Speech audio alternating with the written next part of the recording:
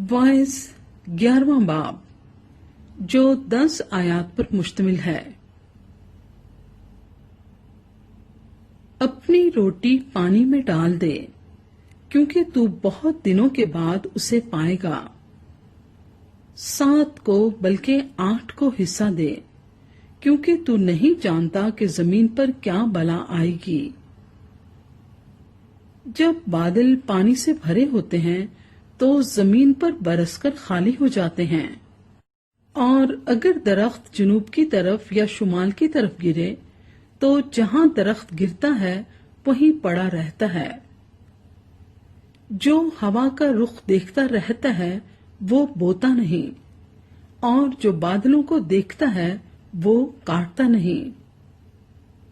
जैसा तू नहीं जानता है कि हवा की क्या राह है और हामला के रहम में हड्डियां क्यों कर बढ़ती हैं, वैसा ही तू खुदा के कामों को जो सब कुछ करता है नहीं जानेगा। सुबह को अपना बीज बो और शाम को भी अपना हाथ ढीला ना होने दे, क्योंकि तू नहीं जानता कि उनमें से कौन सा बारवर होगा, ये या वो या दोनों के दोनों बराबर बरोमंद होंगे। नूर शीरीं है और आफताब को देखना आंखों को अच्छा लगता है।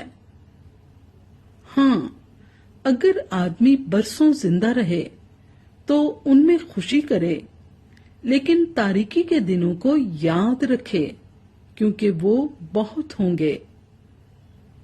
सब कुछ जो आता है बुतलान है।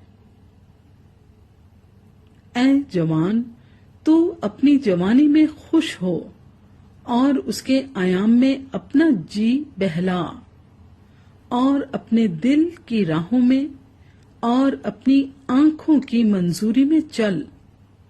लेकिन याद रख कि इन सब बातों के लिए खुदा तुझको अदालत में लाएगा।